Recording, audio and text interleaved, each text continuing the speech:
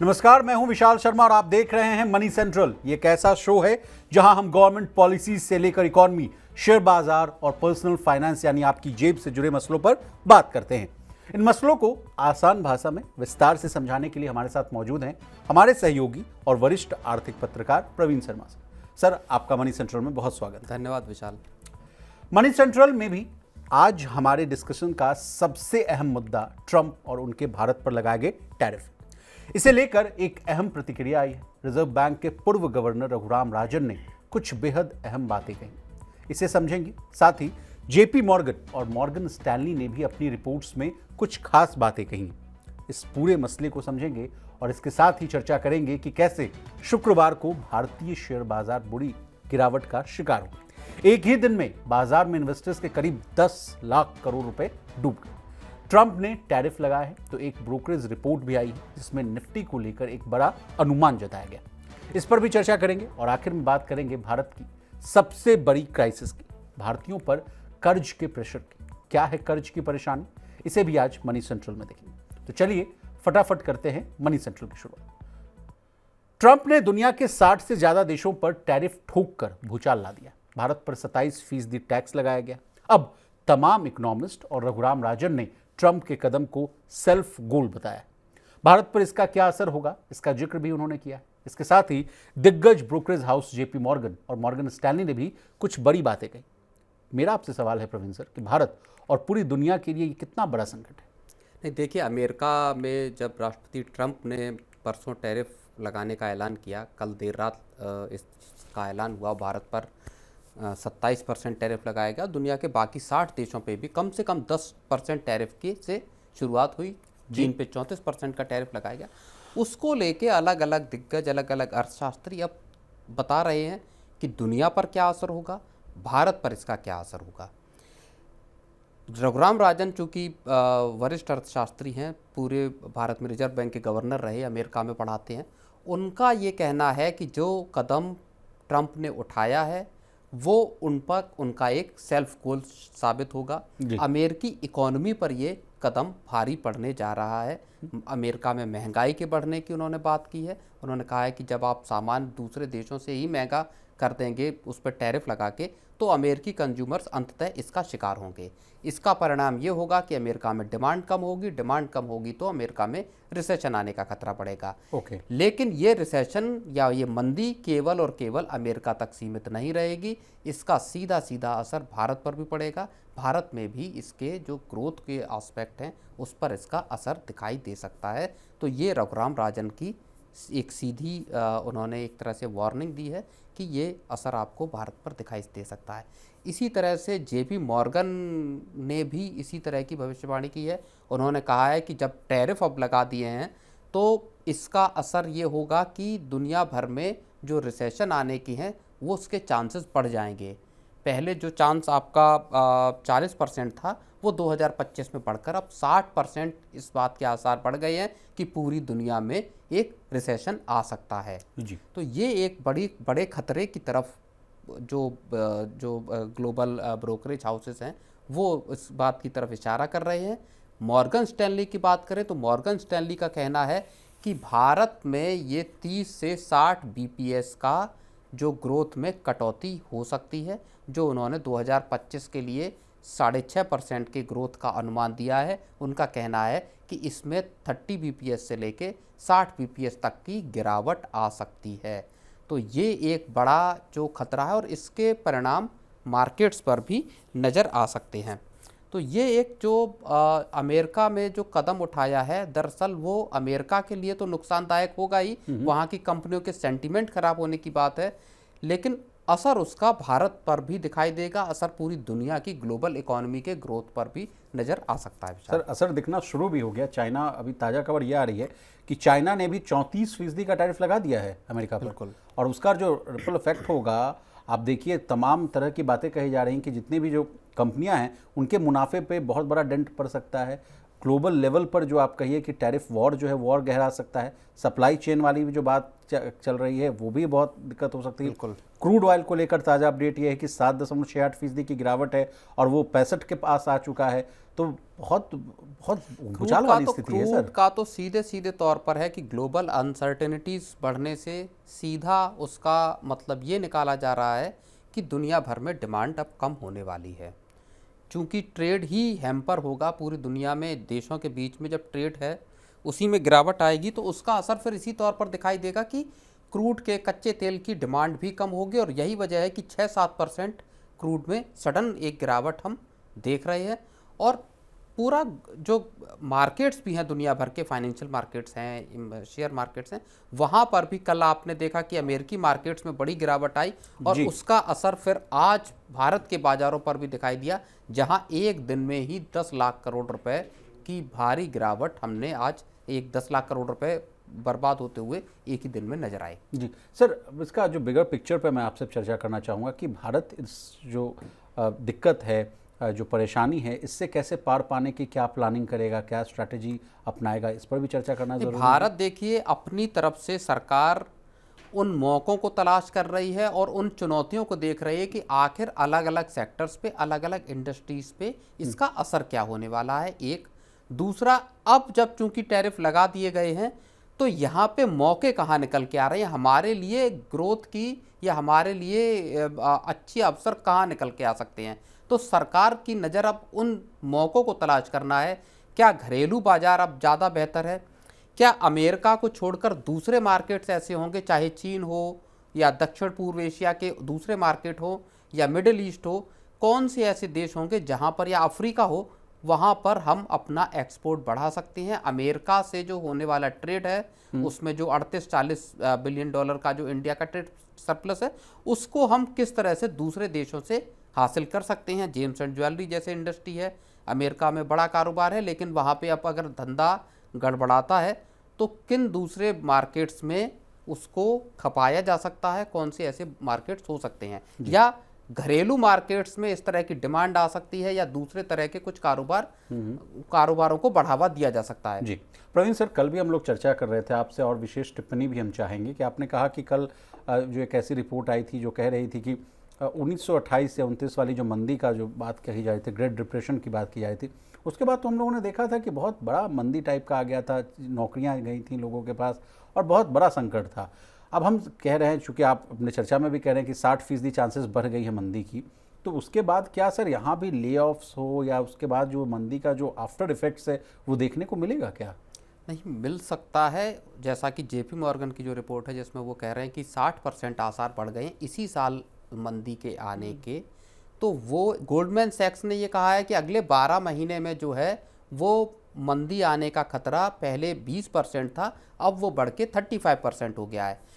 तो अगर America recession में जाता है मान लीजिए और शॉर्ट टर्म में प्राइसेस ऊपर जाते हैं, बढ़ते हैं, उसके बाद डिमांड कम होती है, लोगों की नौकरियां जाती हैं या लोग खर्च नहीं कर पाते हैं, और फिर अगर डिफ्लेशन आता है जैसा चीन में हम अभी देख रहे हैं कि वहाँ कोई खरीदने के लिए ना तैयार है ना लोगों के पास पैसा है, तो एक डिफ्लेशन का शिकार हो गया है चीन, और वहाँ पे फैक्ट्रियों के आउटपुट या उनका जो सामान है वो एज इट इज़ पड़ा हुआ है, उसका कोई खरीदार नहीं है।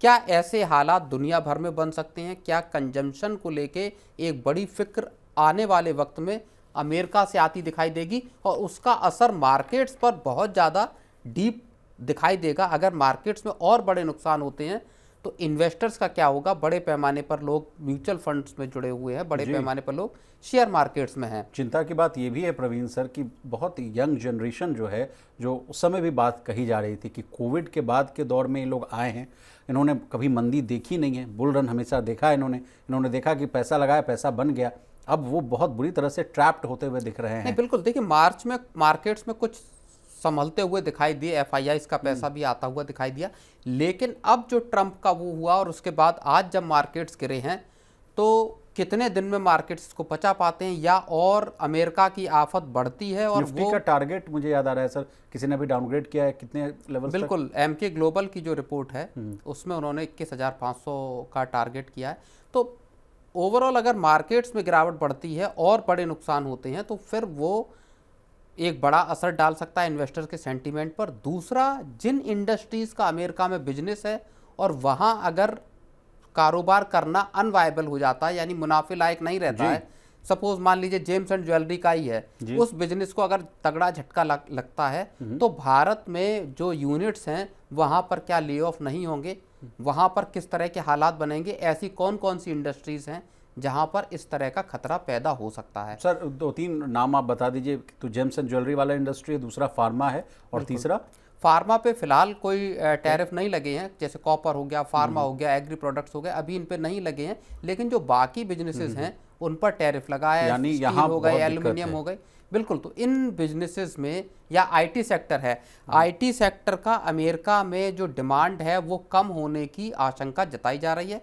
इसी वजह से कल भी आईटी स्टॉक्स टूटे, आज भी हमने गिरावट वहाँ पे देखी है। आईटी का अगर डिमांड कम होती है, अमेरिका चूंकि एक बड़ा कारोबार ठिकाना है आईटी कंपनियों का, तो वहाँ पर भी फिर आईटी जो कंपनियां हैं उनमें भी, जो कि बड़े लेवल पर नौकरियां देते हैं, वहाँ पे भी कुछ खतरे हमको नज़र आ सकते हैं। जी, चलिए आगे बढ़ते हैं। ट्रंप के तूफान में बाजार भी बह गए। भारतीय बाजारों में एक दिन में इन्वेस्टर्स के करीब 10 लाख करोड़ रुपए डूब गए। मिड कैप और स्मॉल कैप इंडेक्स जो है 3.5 और 4% से ज़्यादा का शिकार हुए हैं, यानी गिरावट आई है। बाजार के इस हाहाकार ने इन्वेस्टर्स का पूरा सेंटिमेंट ही बिगाड़ दिया। आगे बाजार कहां जाएगा, इसे लेकर एक बड़ी रिपोर्ट आई। मेरा आपसे सवाल है सर कि इस रिपोर्ट में क्या कहा गया है, प्लीज़ बताइए विस्तार से, क्योंकि देखिए ये जो मामला है बहुत लोगों से जुड़ा हुआ है। जेंजीज का पैसा लगा हुआ है, डेमोग्राफिक डिविडेंड की जो हम लोग बात कर रहे थे, वो लोग भारतीय शेयर बाजार में पहुंचे हुए हैं। आपसे ही हम लोग चर्चा करते आए हैं, तो तमाम तरह की बातों का निष्कर्ष यही निकला कि देखिए लोग अपना पैसा जो है बैंक्स में ना रखकर म्यूचुअल फंड में, SIP में, सोना में, शेयर मार्केट में लगा रहे हैं। अब देखिए जिस तरह से जो गिरावट है, 6% अमेरिकी बाजार गिर रहे हैं, आज यहाँ भी हाहाकार मचा हुआ है। हालांकि लंबा वीकेंड, अब देखना हुआ मंडे को कैसे रिएक्ट करेगा, लेकिन it's a very disturbing concern sir. नहीं, बिल्कुल, आज स्मॉल कैप इंडेक्स जो है वो 3.5% के आसपास डाउन है। तो मार्केट में एक ही दिन में आज 10 लाख करोड़ रुपए इन्वेस्टर्स के डूब गए, बड़ा अमाउंट है। और इस बात की कोई गारंटी नहीं है, किसी तरह की उम्मीद फिलहाल नज़र नहीं आ रही कि मार्केट्स किस तरह से अब आगे बढ़ सकते हैं या उनमें तेज़ी आएगी। हाल में अभी एक मॉर्गन स्टैनली की रिपोर्ट जरूर आई थी, जिसमें एक लंबा चौड़ा टारगेट 1,05,000 का सेंसेक्स, हाँ, सेंसेक्स के लिए दिया गया था। 26,000 से ऊपर का टारगेट दिया गया था निफ्टी के लिए। बिल्कुल, तो अब लेकिन एक घरेलू जो ब्रोकरेज हाउस है MK ग्लोबल, उनकी एक रिपोर्ट जो आई है उसमें वो कह रहे हैं कि अब जिस तरह की अनसर्टेनिटीज़ और जिस तरह के हालात हैं, उसमें निफ्टी अगले 3 महीने में 21,500 पर आ सकता है। उन्होंने ये भी कहा है कि भारतीय जो कंपनियां हैं उनकी कॉरपोरेट अर्निंग, उनकी वैल्यूएशन, इसको लेके एक बड़ी अनिश्चितता पैदा होती हुई अब नज़र आ रही है, ड्यू टू जो पूरा अमेरिका का टैरिफ लगा है और बाकी चीज़ें हैं। निफ्टी के EPS में भी उन्होंने 3% का एक डिप आने की बात उन्होंने अगले उसमें 12 महीने में कही है। तो ओवरऑल जो कहानी है, पूरा रेसिप्रोकल टैरिफ की जो भारत पर लगे हैं, उससे पूरा का पूरा जो कारोबारी सेंटीमेंट है वो किस तरह से उसका असर पड़ेगा, वो उसको लेके एक बड़ा खतरा MK ग्लोबल ने अपनी रिपोर्ट में जताया है। और इसी वजह से ये बातें बहुत बार समझ में नहीं आती कि जब अमेरिकी टैरिफ को लेके, बाकी चीज़ों को लेके इतने बड़े खतरे जताए जा रहे थे, तब मॉर्गन स्टैनली की एक खबर ये आई, जो जिस रिपोर्ट की हमने अपने मनी सेंट्रल में भी चर्चा की थी, कि किस तरह से सेंसेक्स अगले इस साल दिसंबर तक ही 1,05,000 के लेवल पर पहुंच सकता है। क्योंकि ये खतरा इमिनेंट था बहुत पहले से।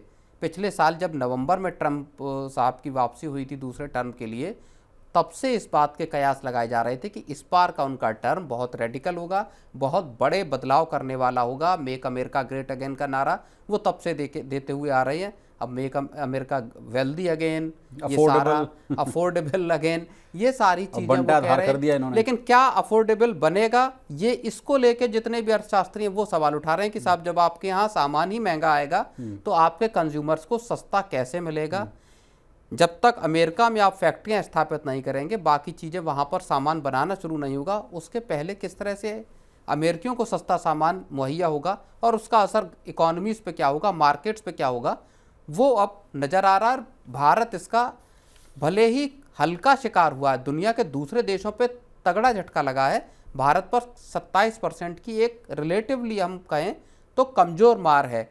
लेकिन इसका असर भी भारत की इकोनॉमी पे पड़ता हुआ नज़र आ रहा है। और मार्केट्स को लेके अब जिस तरह के जो रिपोर्ट्स आ रही हैं या अनुमान और भविष्यवाणियाँ जारी की जा रही हैं, वो वाकई एक खतरा बता रहा है जी। लेकिन इसका एक और पहलू भी है। इसका दूसरा पहलू है वही जो आप जेन ज़ी की बात कर रहे हैं कि लोगों ने किस तरह से पिछले 5 साल में शेयर मार्केट्स में पैसा लगाना शुरू किया जी। 2019 के आसपास म्यूचुअल फंड्स की अगर हम बात करें तो तकरीबन 25 लाख करोड़ रुपए का उनका AUM यानी असेट्स अंडर मैनेजमेंट हुआ करता था। अभी वो लगभग 70 लाख करोड़ रुपए के आसपास है, 69 लाख करोड़ रुपए के आसपास है। तो पिछले 5 साल में 250% से ज़्यादा AUM म्यूचुअल फंड्स का ही बढ़ा है। ठीक है। और पिछले 5 साल में अगर आप मार्केट्स का भी हाल देख लीजिए तो लगातार लंबे चौड़े मल्टी बैगर रिटर्न्स आपको स्टॉक्स में मिले हैं। जिसने जहां पे भी पैसा लगाया है वहां पे उसको रिटर्न मिला। 2024 तक कम से कम मिड तक मिला, सितंबर तक मिला। उसके बाद से अक्टूबर से मार्केट्स का गिरना शुरू हुआ। तो अब वो जो पूरी पीढ़ी है 5-6 साल में जो जिसने बाजार में एंट्री की, जिसने फ्यूचर्स एंड ऑप्शंस में पैसा लगाया, अब उसके सामने रियल टेस्ट सामने आ गया है कि मार्केट्स में जब गिरावट आती है, जब ग्लोबल अनसर्टेनिटीज आती हैं, तो बाजारों की हालत किस तरह से पस्त होती है। आपको लगातार महीने दर महीने जब बाजार गिरते जाते हैं, आपको लगातार एग्जिट का मौका जब नहीं मिल रहा, जब आपके लॉसेस हर दिन बढ़ते हैं, तब जाके रियल आपको पता चलता है कि ये जो कहानी है बाजार में पैसा कमाने वाली, बनाने वाली, वो उतनी आसान नहीं है जितनी कही जाती है, या जितने इन्फ्लुएंसर्स आके बता देते हैं कि मैंने, अगर आप एक शेयर 10 रुपए का तब ले लेते 2010 में, और आज आपने अगर 1000 रुपए के ले लेते या 1 लाख के ले लेते, तो आज आपके पास 34 लाख रुपए होते या 1 करोड़ रुपए होता। करोड़पति बनाते रहते हैं। करोड़पति जो बनाने वाला जो धंधा था वो भी वहां पे भी सवाल खड़ा हो गया है। और देखो, उसको लेके सरकार ने भी बार बार आगाह किया जी। मौजूदा अभी जो 1 फरवरी का बजट आया, उससे ठीक एक दिन पहले जब आर्थिक सर्वेक्षण पेश किया गया, उसमें भी देश के ओवर फाइनेंशियलाइजेशन को लेके जो CEA हैं वी अनंत नागेश्वरन, उन्होंने साफ तौर पर आगाह किया। ओवर फाइनेंशियलाइजेशन को लेके अलग अलग वक्त पर अलग अलग लोग, अलग अलग संस्थाएं आगाह करती आई हैं कि देश के लोग जिस तरह से म्यूचुअल फंड्स में या जिस तरह से शेयर मार्केट्स जैसे फाइनेंशियल इंस्ट्रूमेंट्स में पैसा लगा रहे हैं, वो एक खतरा है देश की ओवरऑल इकोनॉमी को लेके, और एक बड़ा खतरा है बैंकों के डिपॉजिट्स को लेके भी। अब वो थोड़ा सा चीजें, आशंकाएं नजर भी आने लगी। लेकिन प्रवीण सर, अभी मेरा प्रश्न है आपका पर्सनल फाइनेंस से जुड़ा हुआ है कि अब ऐसे में जब आप कह रहे हैं कि लोगों को निगेटिव रिटर्न मिल रहा है, निवेशक हैरान हैं, परेशान हैं, जेनजीज परेशान हैं, ऐसे में एक मेरा सवाल है सर कि क्या अब सोने पे शिफ्ट हो जाना चाहिए, क्या गोल्ड में इन्वेस्टमेंट बढ़ा देना चाहिए, क्या सेफ हेवन माना जाता है? नहीं, सोना पिछले 2 सालों में ही अच्छा खासा बढ़ा है, और लगातार तेजी जब से ये अनसर्टेनिटी शुरू हुई तब और बढ़ा। लेकिन अब तो जो कुछ रिपोर्ट आ रही हैं वो ये कह रहे हैं कि सोना कोई 55,000 56,000 के आसपास बता रहे, बोल रहे हैं कि 40% गिरावट सोने में भी आ सकती है। क्या ग्लोबल डिमांड कम होती है, क्या ग्लोबल रिसेशन अगर आता है तो क्या सोना सरवाइव कर पाएगा उसमें, ये भी देखने वाली बात है। कहीं ऐसा तो नहीं कि सोने से भी लोगों का इन्वेस्टमेंट घटे, लोग पैसा लगाना वहां पे भी छोड़ें। मुश्किल वक्त में लोग कैश अपने पास रखना ज़्यादा जरूरी समझते हैं, एकदम लिक्विड एसेट। तो लोग अगर वहां पर भी पैसा नहीं लगाएंगे तो क्या सोना और सस्ता नहीं हो सकता है, यहाँ से नीचे आ सकता है क्या? तो ये कुछ ऐसी अनिश्चितताएं हैं जिनका जवाब निश्चित तौर पे देने की हैसियत में मैं ये मानता हूँ कि ना कोई एनालिस्ट है और ना कोई जानकार है। आने वाले वक्त में चीज़ें किस तरह से अनफोल्ड होंगी, अगले कुछ महीनों में, 6 महीने में, 7 महीने में ग्लोबल ट्रेड किस तरह की शक्ल लेगा, क्या रूस और यूक्रेन की जंग रुकती है या नहीं रुकती, बहुत सारे ऐसे फैक्टर हैं जो कि ये तय करेंगे कि सोने का क्या रुझान होगा या मार्केट्स का क्या रुझान होगा। जी, चलिए सर आगे बढ़ते हैं और आखिर में बात करेंगे कर्ज की, क्योंकि ये सवाल पैदा हो रहा है कि क्या भारतीय कर्ज तले दबे हुए हैं। बात है सब प्राइम लोन्स की, जहां से एक बड़ी क्राइसिस पैदा होती दिख रही है। सर्वे बता रहे हैं कि करीब 68% बोरोअर्स स्ट्रेस में। सवाल ये है सर आपसे कि क्या देश के सामने एक बड़ा संकट पैदा होता दिख रहा है? अभी तो हम लोग सर एक संकट पर बात कर रहे थे कि लीजिए पैसा लगा रहे हैं तो वो डूब रहा है, SIPs का NAV खरीद रहे हैं तो वो नेगेटिव में है। अब ग्लोबल अनसर्टेनिटीज़ का माहौल है, समझ में नहीं आ रहा है सोना में भी पैसा लगाएं या नहीं लगाएं। 90,000 का माल कोई कह रहा है कि 55,000 में मिल जाएगा, तो ना भाई 90 पे खरीद पा रहे हैं ना 55 के इंतजार कर पा रहे हैं। अब ये कौन सा संकट है सर, ये भी बताइए।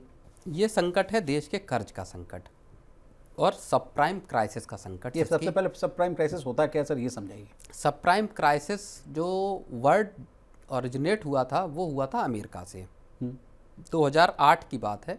अमेरिका में जो 8 की मंदी आई थी, 2008-9 की मंदी, वो उसको सब प्राइम क्राइसिस कहा जाता है। सब प्राइम क्राइसिस का मतलब सब प्राइम या सब स्टैंडर्ड। सब प्राइम का मतलब हुआ जो लोग अयोग्य थे, जिनकी सपोज जिस शख्स की मान लीजिए सैलरी 10,000 रुपये है, ठीक है, उसको आपने 1 लाख रुपए का कर्ज दे दिया। अरे, और उसके EMI 8 या 9,000 या 7,000 रुपये बैठ गई। ठीक है, अब उसके पास घर चलाने के लिए 2 या 3,000 रुपये बच रहे हैं। उस 2-3,000 रुपये से उसका घर खर्च चलना मुश्किल है। ऐसे में क्या होगा, ऐसे में वो लोन डिफ़ॉल्ट होना शुरू होगा। ऐसे जितने भी लोगों को बड़े पैमाने पे अमेरिका में कर्ज बांटा गया था, उनको घर खरीदने के लिए, बाकी चीज़ों के लिए, जब ये लोग उस कर्ज को चुका पाने में नाकाम हो गए, तब वहाँ पर एक सब प्राइम क्राइसिस आई। यानी सब स्टैंडर्ड जो लोग थे, जिनकी योग्यता नहीं थी उस कर्ज को लेने की, उनको कर्जे दिए बैंकों ने और उससे उन लोगों ने घर खरीदे। तो एक वक्त 2008-9 के आसपास ये आया था कि अमेरिका में बड़े पैमाने पर घरों के बाहर बोर्ड लगे थे फॉर सेल के। लोग घरों को बेचना चाहते थे ताकि उस कर्ज से वो निकल सकें, पैसा चुका सकें, और इस वजह से अमेरिका में घरों की कीमतों में भी बड़ी गिरावट आई। वैसी क्राइसिस का, एक सब प्राइम क्राइसिस का भारत में आने का खतरा जताया जा रहा है, क्योंकि ये कर्ज बांटे गए हैं ऐसे लोगों को जिनकी हैसियत नहीं है उस कर्ज को चुकाने की। छोटे लोन है, माइक्रो फाइनेंस लोन है, 50,000 से छोटे कर्जे हैं, और जो आंकड़े बता रहे हैं वो 27% तो लोग ऐसे हैं जिन्होंने अपने कर्ज चुकाने के लिए नए कर्ज लिए हैं। 91 से 180 दिन तक जो लोग कर्ज नहीं चुका पाए हैं उनकी तादाद 3.5% हो गई है। पहले ये 0.8% थी। मतलब NPS बढ़ते जा रहे हैं। बिल्कुल बिल्कुल। 60% से ज़्यादा ऐसे लोग हैं जिन्होंने एक से ज़्यादा लोन लिए हैं। 11% बोरोवर ऐसे हैं जिनके 50,000 से कम के कर्ज हैं और वो उसमें स्ट्रेस में है।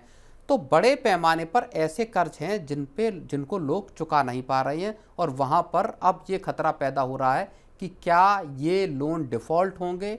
लगभग $45 बिलियन की ये पूरी इंडस्ट्री बताई जाती है, माइक्रो फाइनेंस इंडस्ट्री जी, जिसको लेके अब ये खतरा है। और उसमें एक और बड़ी चीज़ जो आ रही है, जो कि ज़्यादा बड़े सोशल इकोनॉमिक क्राइसिस की तरफ इशारा कर रही है, वो ये है कि ऐसे लोगों को इन कर्जों में चूंकि वो दबे हैं, उनको अपने बच्चों को स्कूल से निकालना पड़ रहा है या दूसरे एक्सट्रीम उपाय करने पड़ रहे हैं बहुत सारे लोगों को अपना जीवन तक देने की, उसमें कदम उठाना पड़ा क्योंकि वो उन कर्जों को चुका नहीं पा रहे हैं।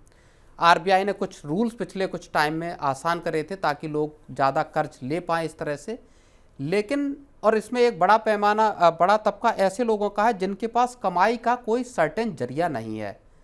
तो ऐसे लोगों के ऊपर जब उन्होंने अपनी ज़रूरत के लिए कर्ज लिया, हमने इस बात को कई बार अपने शोज़ में किया है, माइक्रो फाइनेंस इंस्टीट्यूशंस के ऊपर भी स्ट्रेस है और उनके जरिए जो बांटे गए कर्ज हैं वहाँ पर और ज़्यादा बड़ा स्ट्रेस इस वक्त नज़र आ रहा है। सर, हाल में हम लोगों ने एक खबर पे चर्चा भी की थी कि पहले 10,000 तक के माइक्रो फाइनेंस के लोन्स देने की बात चल रही थी, दिया भी गया था, उस पर सबसे ज़्यादा NPS भी थे, डिफ़ॉल्ट भी हो रहे थे, लोग ले भी रहे थे।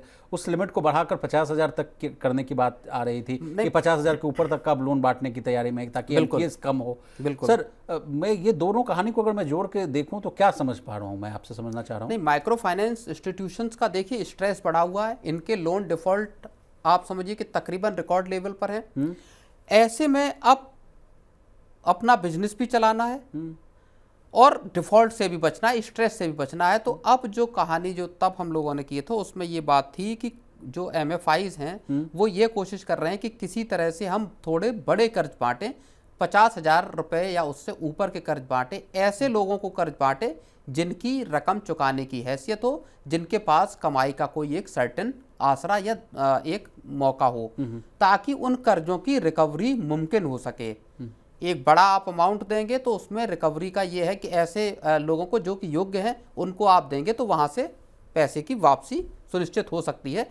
छोटे कर्ज हैं जहाँ पे स्ट्रेस जल्दी बिल्डअप होता है, रेहड़ी वाला है, पटरी वाले हैं, मजदूर हैं, दिहाड़ी मजदूर हैं, वैसे लोगों से पैसे की वापसी मुश्किल हो रही है। वहां पर ही स्ट्रेस दिखाई दे रहा है जहां लोगों को अपना एक कर्ज चुकाने के लिए 2 या 3 कर्ज और लेने पड़ रहे हैं। तो बिगर पिक्चर तो ये है ना कि नीचे धरातल पर जो सिचुएशन है वो बहुत अभी खराब है, तभी तो वो लोग बेचारे लोन लेना पड़ रहा है। पहला संकट तो ये है कि भाई अपना खुद से वो चला नहीं पा रहे, इसलिए लोन ले रहे हैं। जब बेचारे लोन ले रहे हैं तो उसके कर्ज के तले भी दबते जा रहे हैं, उसको चुका नहीं पा रहे हैं। फिर तीसरा प्रॉब्लम ये है कि उस कर्ज को चुकाने के लिए फिर एक और कर्ज ले रहे हैं। तो नीचे तबके के मतलब धरातल पर ये जो धरातल पर जो हालात हैं वो ये भी बताते हैं कि किस तरह से देश में जॉब मार्केट्स की सिचुएशन गड़बड़ है, किस तरह से लोगों की कमाई मुश्किल में है, किस तरह से महंगाई ऐसी है जो लोगों को का जो रहन सहन है उसमें खर्च ज़्यादा हो रहा है, लोगों को रहन सहन पर ज़्यादा खर्च करना पड़ रहा है और ऐसे में उनको कर्ज उठाने पड़ रहे हैं। कर्ज जब लेते हैं तो उसका चुकाना उनके लिए मुश्किल होता है क्योंकि कमाई उतनी नहीं है। तो ये एक वो कहानी है जो देश में बार बार जिस बात का जिक्र किया जाता है कि क्या एक के शेप रिकवरी या के शेप हम ग्रोथ को देख रहे हैं, उस कहानी की तरफ ये इशारा जाहिर तौर पर करता है, जहाँ पे कि जो गरीब हैं वो और गरीब लगातार होते जा रहे हैं। आप कर्ज के जाल में अगर एक बार फंसते हैं और कमाई अगर आपकी प्रॉपर नहीं है तो उसके बाद उसको चुका पाना मुश्किल है। बहुत सारे कर्ज ऐसे हैं जहाँ पे कि कोलेट्रल है, बहुत सारे कर्ज ऐसे हैं जहाँ पे कोई कोलेट्रल नहीं है, तो उनसे फिर रिकवरी को करने के लिए जो सख्त तरीके अपनाए जाते हैं, जिसमें कर्नाटक में अभी हाल में कई मामले ऐसे आए जिसकी शिकायतें हुई, पुलिस को सरकार की तरफ से निर्देश दिए गए कि आप ऐसे मामलों में एफआईआर दर्ज करें। एमएफआईज के जो माइक्रो फाइनेंस इंस्टीट्यूशंस हैं जिनके रिप्रेजेंटेटिव जाते हैं, एजेंट जाते हैं, उनके खिलाफ एफआईआर दर्ज करें। सरकार ने निर्देश दिए और सरकार ने ये भी कहा कि हम एक अध्यादेश इसको लेकर आएंगे ताकि जो मनमानी है माइक्रो फाइनेंस इंस्टीट्यूशंस की उसको खत्म किया जा सके। चलिए तो आज के मनी सेंट्रल में बस इतना ही। प्रवीण सर आपका बहुत शुक्रिया, आपने तमाम विषयों को आसान भाषा में विस्तार से समझाने की कोशिश की। तो इसी तरह देश, दुनिया और बिजनेस जगत से जुड़ी तमाम ताज़ा तरीन खबरों के लिए बने रहिए हमारे साथ और देखते रहिए मनी 9।